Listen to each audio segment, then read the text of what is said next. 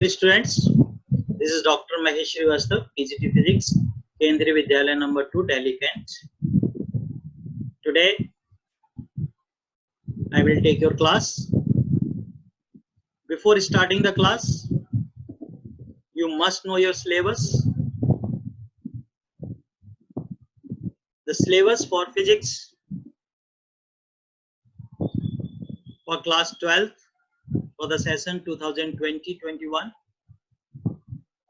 It consists 9 units, just like Unit 1, Electrostatics, Unit 2, Current Electricity, Unit 3, Magnetic Effect of Current and Magnetism, Unit 4, Electromagnetic Induction and Alternating Current, Unit 5, Electromagnetic Waves, Unit 6, Optics, Unit 7, Dual Nature of Matter and Radiation, Unit 8, Atoms and Nuclei, Unit 9, Electronic Devices.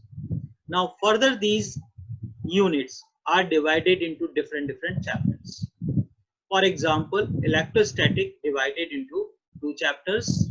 One is electric charge and fields.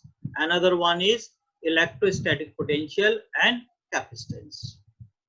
So before starting the first chapter, I would like to tell you what is the actual meaning of electrostatics. Electrostatics means electro means electric charge, statics means at rest. So electrostatics, basically it is a study of electric charge at rest. Now the question arises, how the electric charge at rest produced? Electric charge at rest produced when the two bodies are rubbed with each other. Then both the bodies gets electrified and the charge which is developed on these bodies which is at rest. Now the question arises, what is electric charge? I hope you people already studied this in lower classes. Still I remind your memory.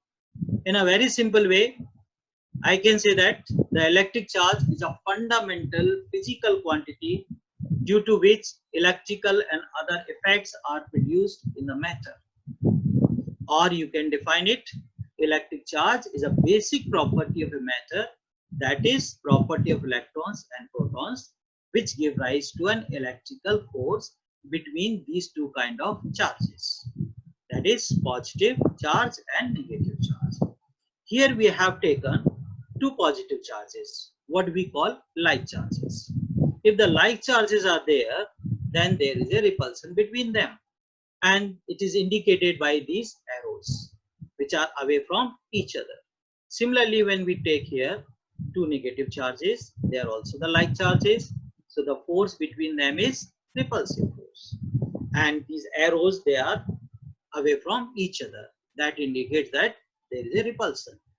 But on the other hand, if we take the unlike charges, just like one is positive, another one is negative, then you see the position of these arrows, they are towards each other, and that indicates that there is an attractive force between them. Now we take an example how the electric charge developed from one body to another body. For that purpose, we are taking a glass rod and silk. When a glass rod is rubbed with silk, then both gets electrified. That is, glass rod becomes positively charged and the silk becomes negatively charged. Then the question arises, how the glass rod that becomes positively charged and the silk becomes negatively charged. For that purpose, you already know that every atom that consists a tiny central core, that is nucleus, which consists a positive charge. In it, the protons are there, neutrons are there, protons are positively charged, neutrons are uncharged, and the electrons are revolving around the nucleus, which is negatively charged. So what happens when a material or a body in which the electrons are loosely bound, then they get transferred from one body to another body when they rub with each other. So similarly here what happens, the electrons in case of the glass rod are loosely bound in it and as comparison to the silk. So when glass rod is rubbed with silk, then what happens? Then the electrons from the glass rod, they get transferred to the silk, and the glass rod that becomes positively charged and the silk that becomes negatively charged. So glass rod loses the electrons and the silk that gain the electrons. So that's why we say that the glass rod is positively charged and the silk is negatively charged. Now when we take two glass rods and they independently rubbed with silk. When rubbed with silk, then what happens? Both gets electrified, and when both gets electrified, then both gets charged. And when we bring these two rubbed glass rods close to each other, due to the like charges on them, that is positive charges on them, then they repel to each other. As you see this phenomena here in this diagram. And in this diagram, you can see that the glass rod rubbed with silk, and then the glass rod acquire positive charge and the silk acquire the negative charge. And that activity we can do with the help of animation. You can understand here. When we take a plastic comb, rub with hair, dry hairs, then it get electrified, brings near to the piece of papers, get lifted. Another activity that I already told you, when we take the two glass rods independently rubbed with the silk cloth, then both gets electrified, bring close to each other, then they repel each other due to the like charges. When we bring rubbed glass rod near to the rubbed silk cloth, then they attract each other. Another example we can say, when we take a ebonite rod or the plastic rod and we rub with fur, then what happens? Then both gets electrified. So both get electrified, then both get charged. But as you see in the previous case, the glass rod acquire positive charge, but here ebonite or the plastic rod that acquire the negative charge, whereas fur that acquire the positive charge. So here the fur, in case of the fur, electrons are loosely bound. So when we rub it with the ebonite rod or the plastic rod, then it loses the electrons, and ebonite rod or the plastic rod that gain the electrons. So that's why it becomes negatively charged and electrons are transferred from the fur. So that's why it becomes positively charged. Now we do another activity. Here we take a rubbed glass rod in the diagram you see and bring a plastic rod which is rubbed with fur. Then what we observe that they attract each other. That indicates that the electrification of the glass rod and the ebonite or the plastic rod is different. Glass rod acquire positive charge, whereas plastic or ebonite rod acquire the negative charge. Then from here we get a term that we say that polarity of charge. So it is basically, what is the polarity of the charge? The property which differentiate two kinds of the charges, that is known as the polarity of the charge. In another experiment which I have already explained you, which is shown here, when the two rubbed glass rods we have taken, then they repel each other. So I think it is clear to everybody how the electric charge developed by rubbing with each other. Here we take some other materials and they are placed in one table, and which consists of the two columns, column 1 and column 2. In column 1, the bodies which are having the positive charge after rubbing with another body, and which are negatively charged, that are placed in column 2. So here you can see that glass and silk. So glass acquire positive charge, that's why it is placed in column 1. Silk acquire the negative charge, that's why it is placed in column 2. Similarly, the other materials are also given here, like wool, and here in the second column, amber, ebonite, rubber, plastic. Another one is ebonite, polythene, dry hair, comb. Already you have seen the activity. So these are the some materials which when rubbed with each other, then one body that becomes positively charged, another body that becomes negatively charged, and that is because of only transfer of electron from one body to another body. Now when a body gets charged, then how we can detect the charge? And that charge can be detected with the help of a simple apparatus which is known as gold leaf electroscope. So basically the gold leaf electroscope can be defined as, it consists a metal rod which is housed in a box with two thin gold leaves attached at the bottom of it, and when a charged object touch the metal knob which is shown here, then the charge flows through this metal rod, reaches to the gold leaves, and the gold leaves gets diverged. Then the degree of divergence, that will indicate the amount of charge. So here you can see that a gold leaf electroscope basically consists of an insulated metal rod. At the bottom of it, two gold leaves, and at the top there is a metal knob or the metal disc. And here these are the two different kind of gold leaf electroscopes, but the concept is the same. Here also a metal rod, and the gold leaves are here. Here also the same thing. Now, how this activity you can understand, and that we can perform again by using a animation. You see here, this is a gold leaf electroscope. Here, this is a insulated metal rod, and these are the gold leaves, and this one is metal disc, and this housed in a glass jar. So this whole apparatus, that one is a gold leaf electroscope. So when we bring an uncharged body and touch that uncharged body to metal disc, then what happens? Then these gold leaves will not be diverged.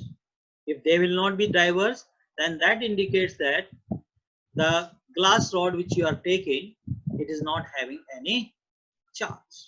So this is the condition before rubbing to the silk. Now what do we do? Now we bring another glass rod which is rubbed with silk. Then we see that whether the gold leaves gets diverged or not. You see that when we bring it and touch the glass rod, rub the glass rod, then it diverges gold leaves. And degree of divergence, that will give you the amount of the charge onto the glass rod. So already you have studied that the glass rod becomes positively charged. So it means the positive charge developed on these gold leaves. Now we bring rubbed silk cloth and touch to the metal knob. Then what happens? Due to the negative charge developed onto the silk, so divergence of gold leaves reaches to its original position, means it neutralizes the positive charge which is developed on gold leaves due to the glass rod. So that is the working of gold leaf electroscope.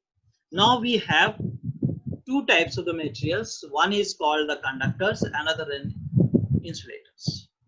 So conductors, basically these are those substances or the materials which allow electricity to pass through them easily. That's why they are called conductors. Now they have the electric charge, that is electrons, that are comparatively free to move inside the material. For example, we take metals, human body, animal bodies, and the earth. And earth is a very good conductor. You see here in the diagram, we are taking a body, and here the electrons, they are moving from the negatively charged body to positively charged body. So they are free to move. So such type of the material or the substances are known as conductors. Whereas we take another one material, insulators. These are those substances or the materials which do not allow electricity to pass through them. Most of the non-metals like glass, plastic, nylon, wood and air, they offer very high resistance to the passage of electricity through them. So that's why they all are called insulators. This is the one picture of the insulator is shown here that you can see onto the electric poles. Now, how the charging takes place from one body to another body. So there are two methods. One is charging by conduction, another one is charging by induction. So charging by conduction, everybody knows that when you touch a charged body to the uncharged body, then the charge gets transferred from charged body to uncharged body. For example, we take when you want to charge your mobile, then you connect the mobile charger.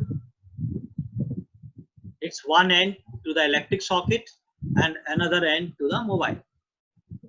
This process is known as charging by conduction. Means the electrons, they are conducting through the conducting wire to the mobile and the mobile gets charged.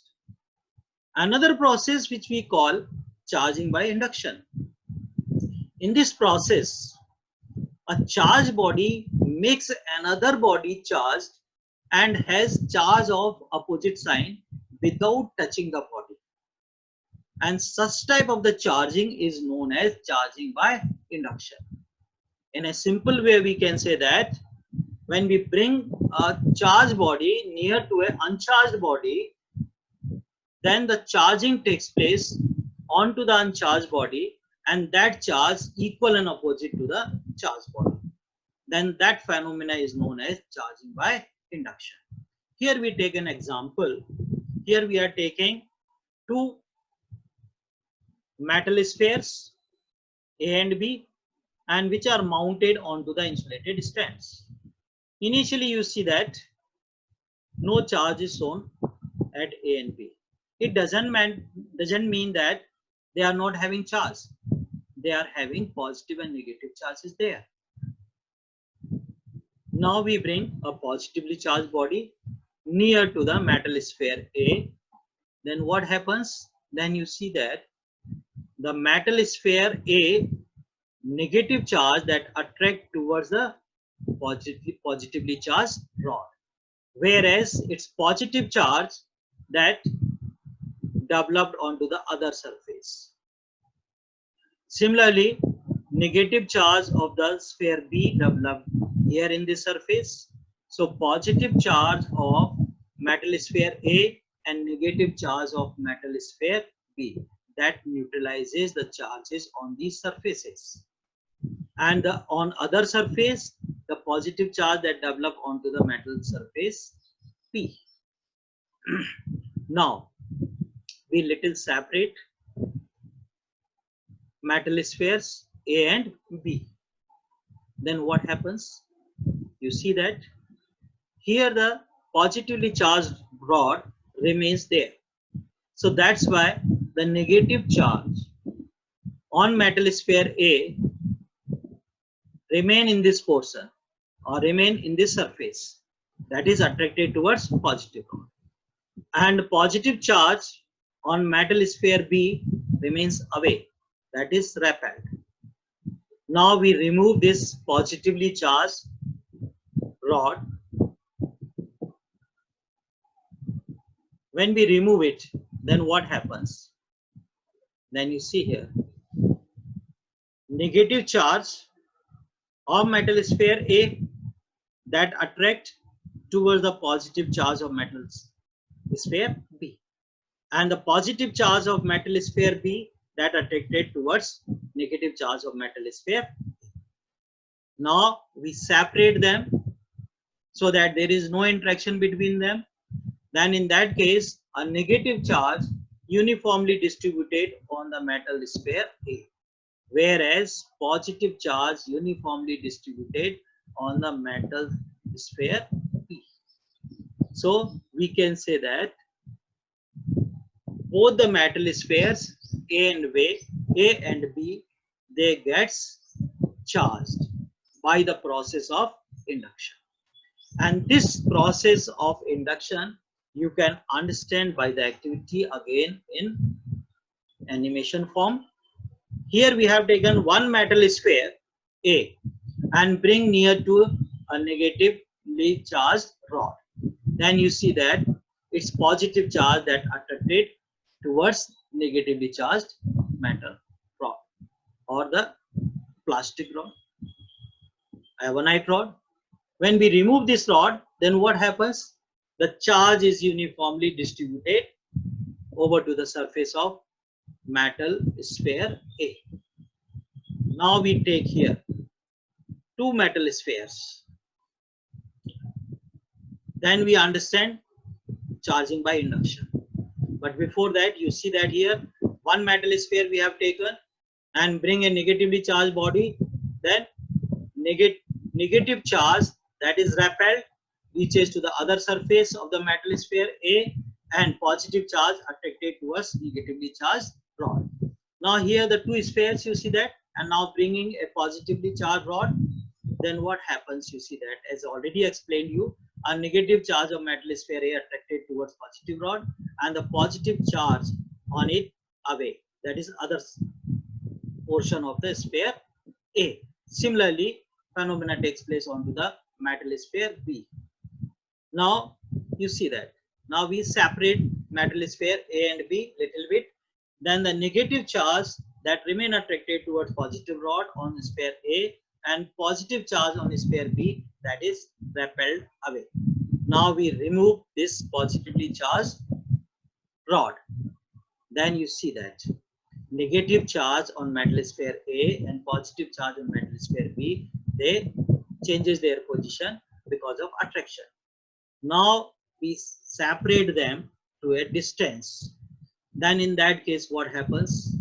Now metal A, negative charge that uniformly distributed, and on metal B, positive charge uniformly distributed.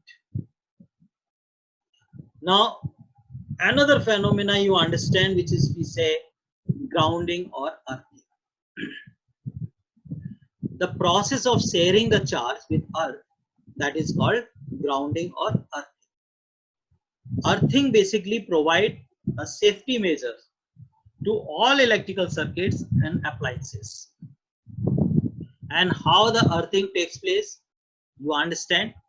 Here you see onto the screen, some diagrams are there. So here we have taken a metal sphere which is mounted on an insulated stand and bring a rubbed ebonite rod near to it. Due to induction, positive charge developed on one surface of the metal sphere and negative charge developed on the other surface of metal sphere. Now in the second diagram you see that ebonite rod remains there, but other surface of the metal sphere that is connected to the earth with the help of a conducting wire.